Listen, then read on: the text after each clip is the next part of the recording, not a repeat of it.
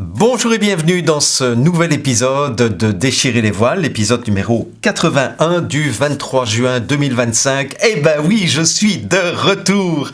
JJC est de retour après plus d'un mois d'absence que certains ont trouvé long. Moi aussi je l'ai trouvé long, mais voilà, il y a des circonstances dans la vie qui font que je peux pas toujours être là lorsque je voudrais y être. Et je vous explique en gros. Donc la dernière vidéo, c'était la vidéo 80 du mercredi 21 mai. Bon, déjà c'est sorti le mercredi et pas le lundi 19 mai. Et je vous avais invité à réfléchir aux raisons multiples et variées de la censure de 6 de mes vidéos short sur mon canal TikTok, qui a atteint 100 000 abonnés pour l'instant. Donc, tout va bien et la censure est bien sûr de retour à partir du moment où je commence à devenir trop visible. Bon, alors, j'avais enregistré juste avant de partir en France pour une formation en présentiel d'endocrinopsychologie dans la région entre Dijon et Besançon, où j'ai eu le plaisir d'ailleurs de rencontrer une dizaine d'étudiants et d'étudiantes de l'Académie de la Santé Intégrale et une ancienne étudiante de l'Académie de la Vie en Mouvement. Ça, c'était très très chouette. En tout cas, surtout les rencontres. La formation était très décevante, mais bon, je ne vous en parle pas, ça n'a pas d'importance. Mais juste avant de partir, donc début juin, enfin le 30 mai, 31 mai, j'avais enregistré l'épisode 81 de Déchirer les voiles. Et puis, je l'ai vraiment trouvé tellement mauvais que j'ai pas osé le mettre en ligne et j'ai tout effacé et j'ai dit tant pis, j'ai pas le temps parce que là il faut que je parte pour l'aéroport pour aller prendre l'avion, etc. Donc tant pis, ils attendront. Et depuis que je suis rentré de France et de Belgique, j'ai été beaucoup dans des réflexions et dans des remises en question.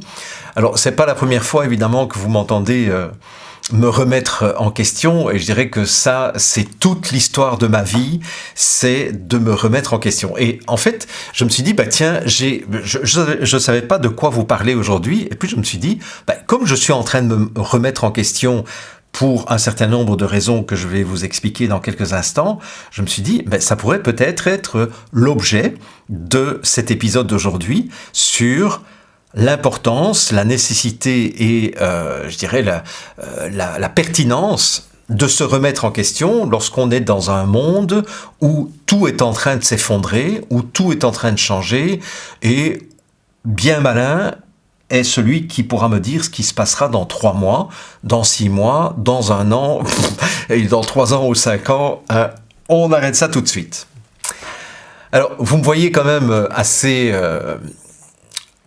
je dirais, joyeux intérieurement, parce que j'aime m'adresser à vous, et j'aime enregistrer ces vidéos, mais parfois quand j'ai rien à vous dire, je vous dis rien et je ne mets pas de vidéo qui va vous faire perdre votre temps. Voilà. Mais là, je pense que ça peut valoir vraiment la peine que je m'entretienne avec vous quelques instants sur la nécessité, la pertinence de se remettre en question lorsqu'on est dans un monde qui est en train de s'effondrer. Parce que si vous croyez que en restant sur vos acquis, en restant dans vos anciennes habitudes, les choses vont bien se passer pour vous, on en reparlera dans quelques mois ou dans quelques années.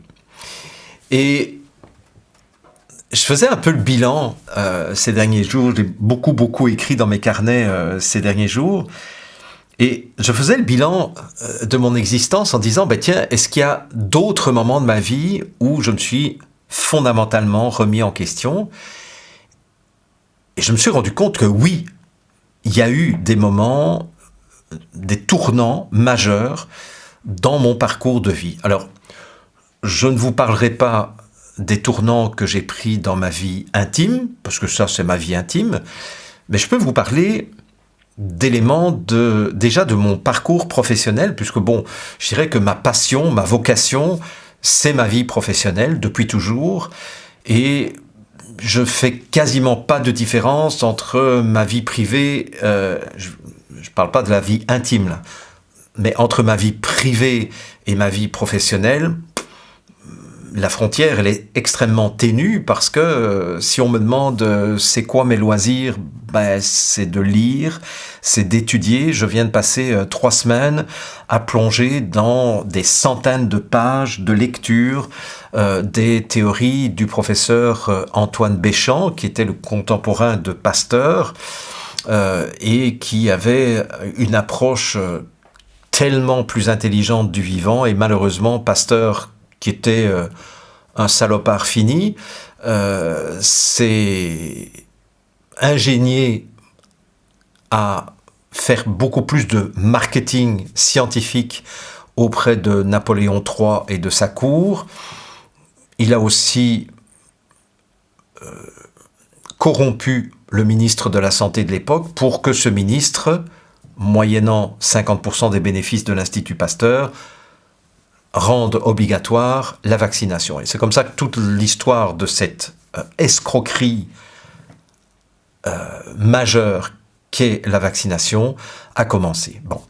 Et ça fait 3 semaines que dans mes temps professionnels et de loisirs, parce que même au lit, je lis des trucs sur Pasteur, sur Béchamp, etc. Et c'est ça qui me passionne. Je dirais, moi, j'ai pas beaucoup de loisirs dans ma vie. Oui, jouer du piano, chanter, ça oui. Aller de temps en temps au cinéma, mais je suis dans une région où il n'y a pas beaucoup de cinéma. Enfin, il n'y a pas de cinéma, donc il faut faire plusieurs heures de voiture pour aller au cinéma. Enfin, bref. Je m'égare, comme dirait un de mes amis québécois.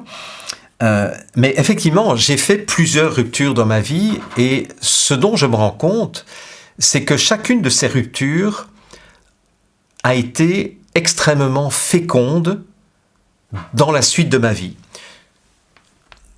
J'en ai déjà parlé dans des séminaires de formation, et il me semble que j'en avais parlé aussi dans un épisode de Conversation du lundi.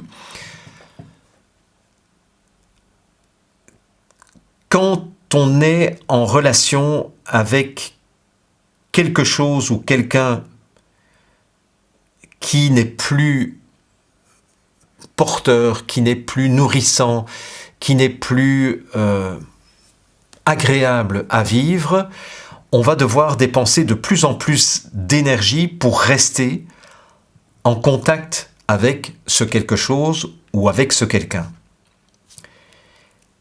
Et au moment où, finalement, parce qu'on n'en peut plus, on décide de rompre avec ce quelque chose ou ce quelqu'un, c'est là qu'une énergie extraordinaire se libère, puisqu'en fait, cette énergie, elle était consommée pour rester collée à quelque chose qui ne nous convenait pas, mais au moment où on se décolle, ben, on n'a plus besoin de cette énergie, et donc, on retrouve toute cette énergie. C'est le principe de la physique nucléaire, hein, c'est quand on fait péter quand on brise un noyau, eh bien, l'énergie qui était là pour maintenir ensemble les protons qui sont tous de charge positive et qui ont rien à foutre les uns avec les autres sur le plan électrique, parce que sur le plan électrique, les charges identiques se repoussent. Et donc, qu'est-ce qui fait que les protons restent quand même collés les uns aux autres? C'est parce qu'il y a des forces à l'intérieur du noyau, hein, c'est ce qu'on appelle les forces nucléaires, sont extrêmement puissantes pour garder des choses qui ne sont pas naturelles de rester ensemble.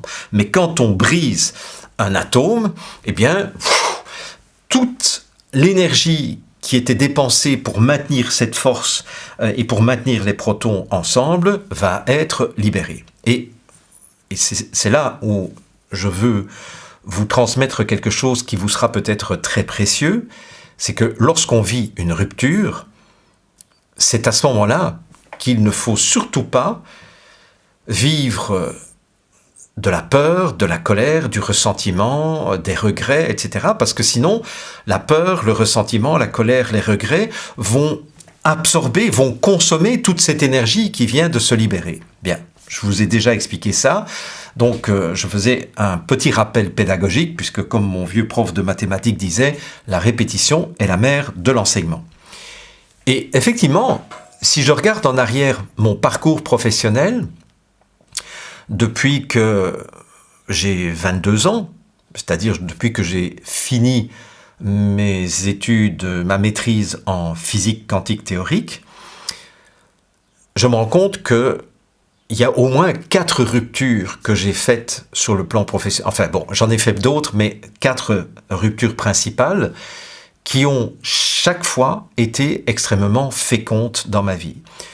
Et je dirais le point commun de ces 4 ruptures, dont je vais vous parler 30 secondes pour chacune, c'est que j'ai veillé à ne jamais être dans la peur, dans la colère, le ressentiment ou le regret, pour justement permettre à cette énergie qui venait de se libérer de réorganiser les choses au niveau de l'univers et de me proposer, sur un plateau d'argent, quelque chose de bien meilleur et de plus adapté aux aspirations de mon âme.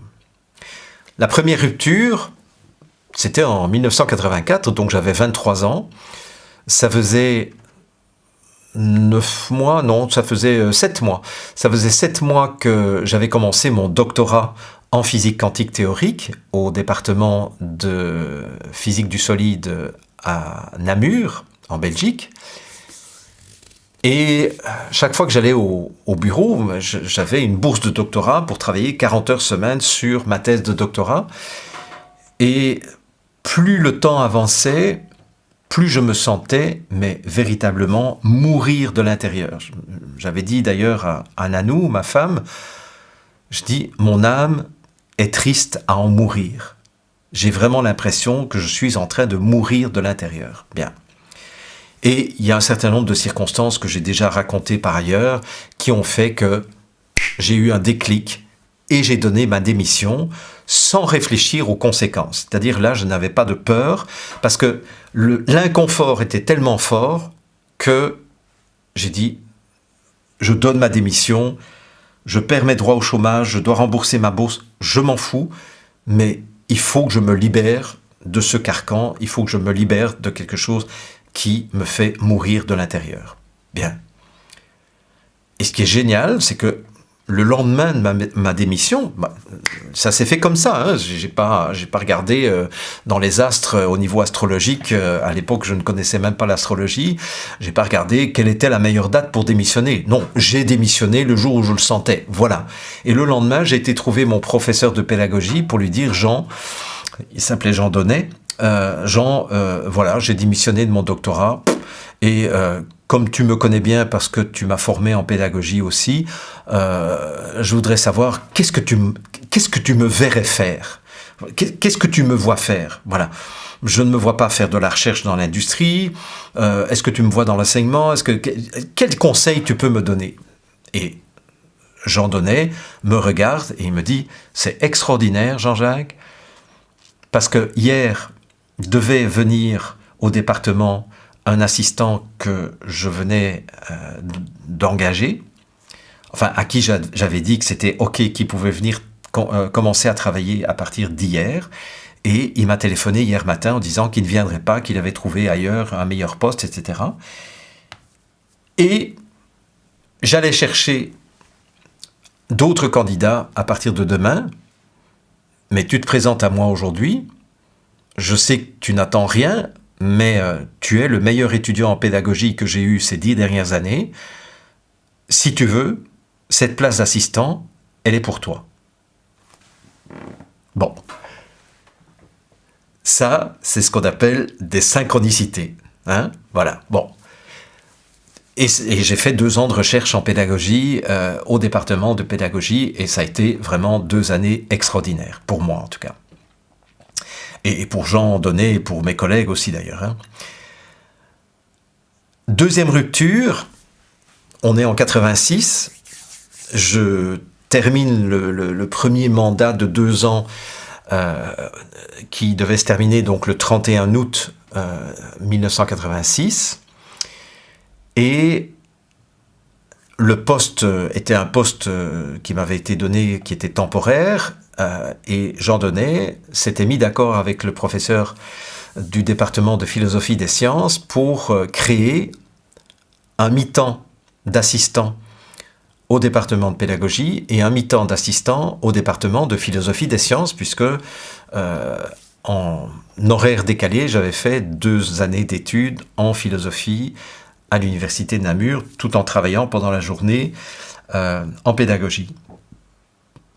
Et juste avant de signer les 2 contrats, donc un mi-temps en pédagogie, un mi-temps en philosophie des sciences, il y avait quelque chose à l'intérieur de moi qui me disait « Non, tu vas pas t'épanouir dans le milieu universitaire, ce n'est pas assez concret pour toi, il faut que tu ailles dans le monde pour aider les gens qui en ont besoin. » Et donc, en dernière minute, j'ai dû annoncer à Jean et Gérard Fourré, d'autre part, que finalement, je ne signais pas les 2 contrats qu'ils me proposaient de signer. Et donc ça a été une 2e rupture, mais qui m'a permis de me lancer dans l'entrepreneuriat. Donc c'est en 1986 que je suis devenu entrepreneur, que j'ai créé mon entreprise. Et sincèrement, jamais, jamais, jamais, un seul instant, je n'ai regretté ce choix d'être mon propre patron depuis maintenant 39 ans. Il n'y a jamais quelqu'un qui m'a dit « Jean-Jacques, tu vas faire ça » ou « Jean-Jacques, tu vas pas faire ça ». J'ai toujours pris en main ma destinée professionnelle à partir de là. Donc 2e rupture qui a débouché sur des choses qui n'ont pas toujours été faciles. J'ai frôlé quand même la faillite pendant 3 fois entre 1986 et 1992. Donc les premières années n'ont pas été simples.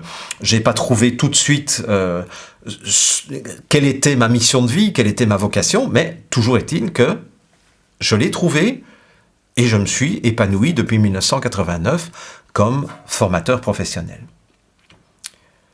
2e rupture. 3e rupture, c'est le moment où je travaillais très intensément dans le monde des entreprises, comme formateur en entreprise et un petit peu aussi dans le monde de la croissance individuelle. Mais je dirais que l'essentiel de mes revenus venait du monde des entreprises. J'étais expert auprès du patronat français. J'étais un des experts et un des formateurs les mieux payés de France à cette époque-là. J'étais classé parmi les 3 meilleurs experts auprès du patronat français dans l'association Progrès du Management. Donc tout allait bien pour moi, je vivais dans un château, enfin bon, tout allait très très bien. J'avais 3 enfants qui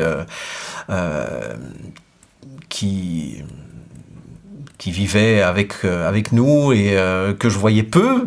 Ça, c'était un élément. Et puis, bon, je me rendais compte que je commençais à m'épuiser, à faire 70 000 km par an en voiture chaque année, de passer 180 nuits à l'hôtel par an, tout seul. Enfin bref, donc, et donc, à un moment donné, j'ai eu un flash, peu importe les circonstances, j'ai eu une intuition où je me suis dit, j'arrête tout ça. Je ne veux plus travailler pour les entreprises, d'autant plus que je voyais les conditions de travail dans les entreprises se dégrader de plus en plus. Et j'avais vraiment le sentiment, en tant que formateur, de permettre simplement aux patrons des entreprises d'exploiter un peu plus longtemps les gens que je formais.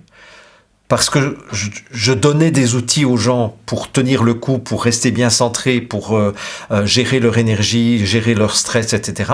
Mais ce qui fait que du coup, les gens que je formais étaient davantage résilients et donc ils étaient, et ça c'était une conséquence que je n'avais pas prévue, ils étaient encore plus capables que d'autres de tenir dans un contexte d'exploitation de plus en plus grand avant de faire leur burn-out. Voilà. Et je me suis dit, est-ce que j'ai encore envie de contribuer à ce monde qui presse les gens comme des citrons? Non, j'ai plus envie de ça. Alors, comme j'ai quand même une éthique professionnelle et que je tiens à respecter mes engagements.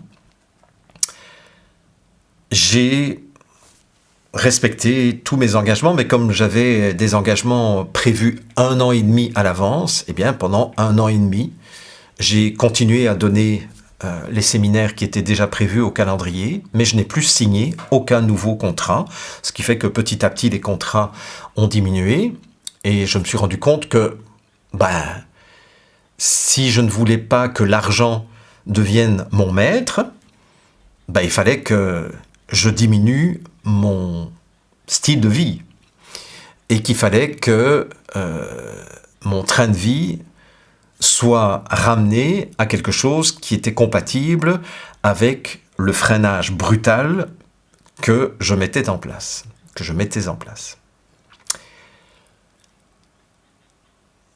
Ce qui fait que Alanou et moi, on a décidé, je crois, en 10 minutes, de vendre le château, de tout arrêter et d'émigrer au Québec.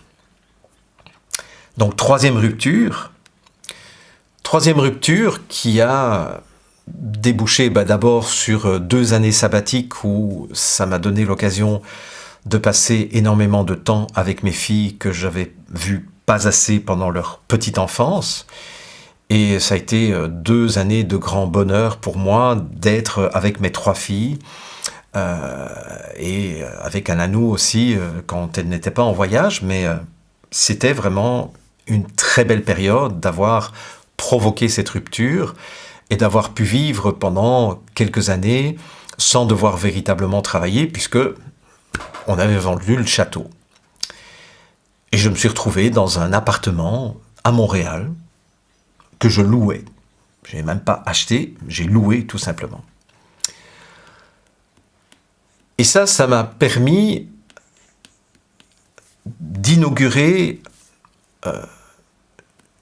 une nouvelle étape de ma carrière professionnelle, puisque c'est là que j'ai commencé à animer des séminaires sur la santé. Essentiellement, c'est là que j'ai créé le séminaire Les Sentiers de la Guérison, etc.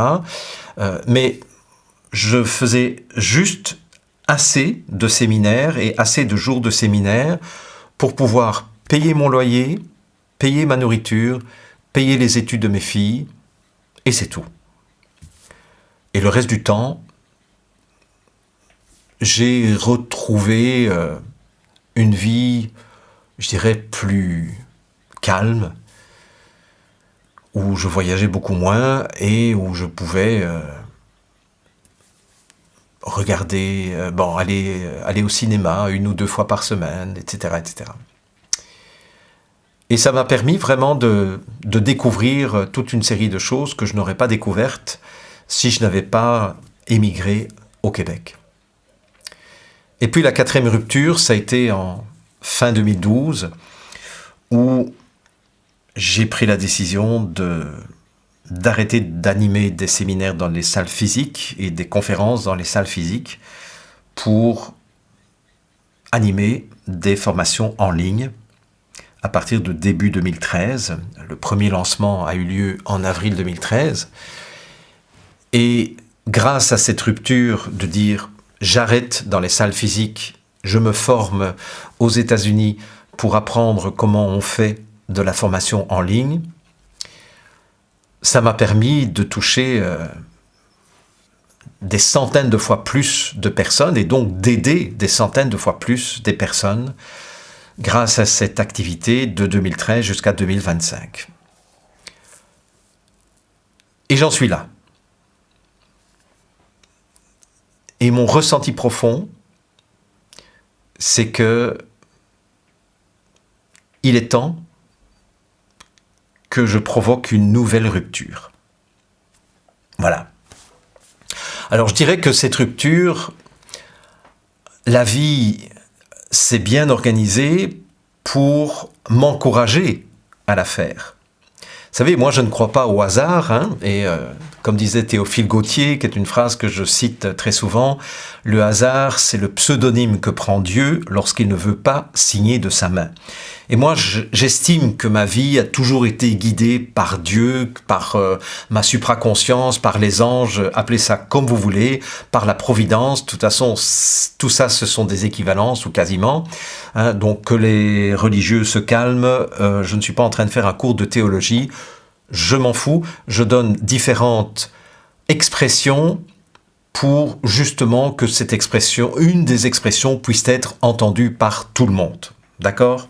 Donc, calmez-vous, je n'ai pas mis Dieu avec les anges, la providence, le hasard, etc. sur le même pied, mais j'aime bien cette phrase de Théophile Gautier qui dit « Le hasard, c'est le pseudonyme que prend Dieu lorsqu'il ne veut pas signer de sa main. » Et effectivement, le fait que notre lancement de l'Académie des relations authentiques du mois de mars dernier s'est complètement planté, et c'est la première fois qu'on plantait un lancement, c'était déjà un beau cadeau que le hasard me faisait pour dire « Jean-Jacques, c'est plus dans cette direction-là que tu dois aller. » Et ça a été confirmé par le fait que on vient de clôturer l'année fiscale de mon entreprise au 31 mai de cette année. Donc, comme tous les 31 mai, on clôture l'exercice fiscal. Et le résultat comptable de cette année 2024-2025 est une perte comptable de 950 000 $ canadiens. Ben oui, puisque j'ai continué à payer toute mon équipe, j'ai même engagé un nouveau directeur opérationnel pour renforcer l'équipe. J'ai engagé aussi des développeurs informatiques pour un projet dont je vous parlerai quand ce sera le temps, mais qui sera un projet qui probablement sera très apprécié par beaucoup d'entre vous. J'ai engagé des informaticiens à Madagascar. Donc en fait, essentiellement, ce sont des frais de déplacement, des frais de location de logiciels, des frais d'hébergement de vidéos, etc. Et puis des salaires. Bon, ben voilà. On a eu plus d'1 million de $, comme chaque année d'ailleurs, hein, plus d'1 million de $ de salaire. Et je vous rassure tout de suite, je ne suis pas celui qui est le plus payé dans l'entreprise. Mais bon, j'ai des avantages en nature que mes employés n'ont pas, donc je ne me plains absolument pas. Et de toute façon, j'ai tellement peu de loisirs que je ne vois pas à quoi je dépenserai mon argent. Donc, tout va bien, dans le meilleur des mondes. Mais quand même, avec une perte comptable de 950 000 $, heureusement, on a de la trésorerie parce que je suis un bon gestionnaire et les années de vache grasse, je n'ai pas fait de folie et j'ai mis cet argent de côté. Bon voilà, on vit pour l'instant sur les bénéfices des années de vache grasse. Hein. C'est ce que mes grands-parents m'avaient toujours appris et ce que mes parents m'ont appris aussi. C'est que quand tu vis des années de vache grasse, mets de l'argent de côté en prévision d'une éventuelle ou d'éventuelles année de vache maigre. Je suis dans une année de vache maigre, tout va bien, j'ai de la trésorerie, ce qui fait que personne n'a été licencié dans mon entreprise, au contraire, j'ai engagé des nouvelles personnes et je vais encore engager des nouvelles personnes cet été. Bien. Et c'est véritablement avec ces éléments-là, plus des éléments intérieurs, que je me dis, ok, je crois qu'il est temps que je passe à autre chose. Il est temps que je passe à autre chose pour être encore plus et mieux au service de ceux à qui je veux rendre service. Et vous en faites partie au premier chef, bien entendu.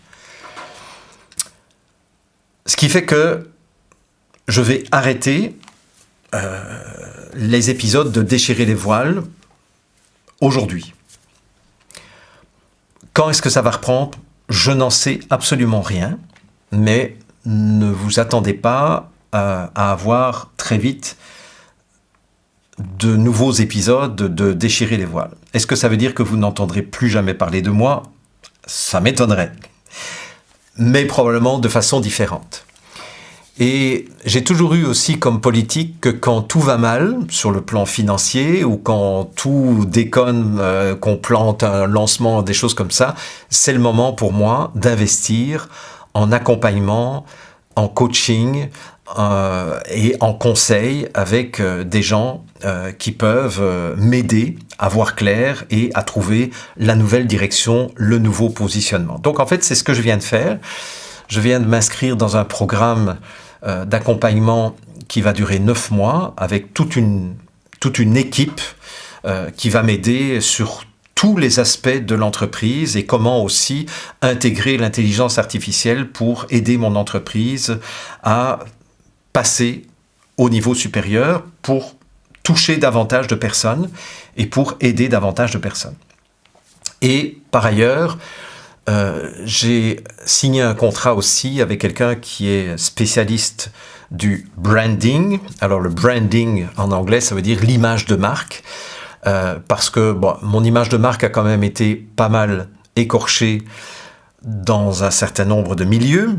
Et on va réfléchir ensemble, enfin il va me faire réfléchir et il va me conseiller sur comment je vais me repositionner pour ne plus être aussi invisibilisé sur les réseaux sociaux et sur d'autres plateformes. Voilà. Donc, je vais passer beaucoup de temps cet été et peut-être au début de l'automne à me faire brasser la cage, comme on dit au Québec, se faire brasser la cage. La cage, c'est la cage thoracique. Se faire brasser la cage, ça veut dire se faire challenger, se faire interpeller, se faire mis au défi, se faire mettre au défi de trouver, de me réinventer, si vous voulez, et de trouver la rupture que je dois faire par rapport à ce que j'ai fait ces 12 dernières années. Voilà. Donc, qu'est-ce qui va se passer cet automne? Je n'en sais strictement rien et c'est parfait. Je vous avais dit il y a quelques épisodes de cela qu'à un moment donné, nous avions intérêt à cultiver l'art du « je ne sais pas où je vais ». Et c'est très bien comme ça. Je ne sais pas si vous vous souvenez de cet épisode qui vous avait fait beaucoup réagir positivement d'ailleurs. La zone de chaos, la zone neutre dans les travaux de William Bridges pour une renaissance. Ben voilà, je suis encore dans la zone de chaos, mais dans la zone de chaos, il n'est absolument pas interdit de faire appel à des aides extérieures parce que très souvent, les gens à l'extérieur voient bien mieux que nous ce que nous devrions faire pour passer à l'étape suivante de notre propre existence. Donc voilà, donc c'est avec beaucoup d'enthousiasme que je vous dis, vous ne me verrez plus dans les épisodes de Déchirer les voiles pour quelques mois, parce que je vais me faire aider à trouver une nouvelle direction à donner à mon entreprise, à mon projet professionnel. La seule chose dont je suis certain, c'est que, même si j'ai 64 ans, ma vie professionnelle est très, très loin d'être terminée. Ça, c'est très clair. Mais qu'est-ce que je vais faire de cela ? Je sais en tout cas que ça me pousse de l'intérieur, c'est que l'écriture de livres, mais est-ce que ça va être des livres dans la collection Déchirer les voiles? Est-ce que ça va être des livres du style de ce que j'ai déjà sorti anciennement, comme Relations et jeux de pouvoir, Prenez soin de vous, n'attendez pas que les autres le fassent, Le langage de la guérison, le couple en éveil, Les enfants de l'autonomie, etc. Donc tous ces livres-là, est-ce que ça va être ça? Est-ce que ça va être des romans de fiction pour toucher un public plus large? I don't know. Je n'en sais rien et c'est jouissif de ne rien savoir. Alors pourquoi est-ce que je vous raconte tout ça? Pour vous inviter, si vous sentez vous aussi dans cette zone grise, dans cette zone entre d'une part le deuil et d'autre part la renaissance, eh bien si vous vous sentez dans un brouillard où vous n'êtes pas capable de déterminer ce qui va véritablement être la suite de votre aventure humaine, ben, c'est peut-être l'occasion pour vous aussi de regarder quelle serait la rupture ou les ruptures que vous devriez opérer pour libérer une énergie et revenir à quelque chose qui vous rapproche de l'aspiration de votre âme, de votre mission de vie, de votre raison d'être sur Terre, et où finalement vous pourriez être encore plus utile dans le concert généralisé de mauvaises nouvelles et de choses extrêmement anxiogènes si on leur prête une oreille. Voilà. Donc, je vais tirer ma révérence dans quelques instants. Je voulais quand même vous annoncer 4 choses parce que vous n'êtes quand même pas complètement sans ressources et sans éléments que je voulais vous donner. D'abord, je voulais signaler à ceux qui sont inscrits à ma chaîne privée et à mon blog personnel que nous avons mis en ligne depuis aujourd'hui, 22 juin, une nouvelle section de mon blog. Voilà, il y a une nouvelle section. Donc si vous allez regarder, vous allez voir tout de suite, il y a une nouvelle section d'articles écrits qui est à votre disposition. Et très prochainement, avec une de mes collaboratrices, on va créer une section supplémentaire aussi dans la chaîne privée qui reprendra tous mes shorts et tous mes reels qui ont été publiés depuis le mois de janvier. Donc on en est à une centaine là maintenant. Donc là vous les aurez toutes au même endroit, mais classées par catégorie, etc. Donc voilà, moi si j'ai un conseil à donner à ceux qui ne sont pas encore inscrits à la chaîne privée et que vous m'entendez sur un autre canal, en particulier Odyssée, inscrivez-vous à ma chaîne privée. Ce sera la meilleure façon d'être tenu au courant des nouveautés qui viendront cet automne au niveau de mes services, au niveau de mon parcours, etc. etc. D'accord ? Donc, en fait, inscrivez-vous parce qu'on va compléter cet été, parce que bon, comme on n'a pas beaucoup de travail puisqu'on n'a pas fait un nouveau lancement, eh bien, on va en profiter au niveau de l'équipe pour mettre en ligne toutes les sections qui ne sont pas encore mises en ligne dans la chaîne privée et sur le blog personnel. D'accord ? Donc ça, c'est la première chose. Deuxième chose, je nous souhaite, à nous les Québécois, une excellente fête de la Saint-Jean, puisque comme vous le savez, ou vous ne le savez peut-être pas, mais la fête nationale du Québec, c'est le 24 juin, le jour de la Saint-Jean-Baptiste. Donc voilà, on vient de passer le solstice d'été, et la fête de la Saint-Jean-Baptiste, c'est une fête qui est célébrée extrêmement fort par les Québécois, alors que la fête officielle nationale du Canada, c'est le 1er juillet, et ça, au Québec, même si on a congé, on célèbre beaucoup moins. Donc, bonne fête de Saint-Jean à tous les Québécois et toutes les Québécoises qui m'écoutent pour l'instant. Ça, c'était la deuxième chose. Troisième chose, il y aura l'émission Libérer l'info ce 26 juin, que vous pourrez suivre en direct soit sur ma chaîne Odyssée, soit sur ma chaîne Crowdbunker, soit directement sur la chaîne privée. Je vous mets les liens sous cette vidéo. Ce sera le 26 juin et on continue dans la lancée que j'avais annoncée il y a 2-3 mois de cela. On essaye vraiment de se focaliser sur des solutions positives. Alors cette fois-ci, nous invitons Anne-Marie Nageleisen, qui est une autodidacte qui enseigne l'autonomie alimentaire. Comment être autonome sur le plan alimentaire, même quand on vit dans un appartement ou qu'on a un tout petit coin de terrain. Voilà. C'est passionnant. Elle a envoyé aux membres de l'équipe, et donc y compris moi, son livre qui est absolument superbe avec plein d'illustrations, plein d'explications, etc. Donc ne ratez pas ce rendez-vous ce jeudi 26 juin à 20h heure européenne, 14h heure du Québec. Ça, c'est un rendez-vous. Vous avez les liens ici en dessous. Dernière chose, Pierre Barnérias, mon ami Pierre Barnérias, qui avait donc sorti il y a un peu plus d'1 an maintenant, il y a 13 mois, le film Les Survivantes, le documentaire Les Survivantes, m'a demandé de transmettre l'information comme quoi il sort la première saison d'une série d'émissions d'enquête, donc ce sont des émissions de 52 minutes d'enquête qui s'intitule « C'est notre petit secret ». Donc au titre, vous imaginez tout de suite que c'est une série d'enquêtes sur les réseaux pédocriminels.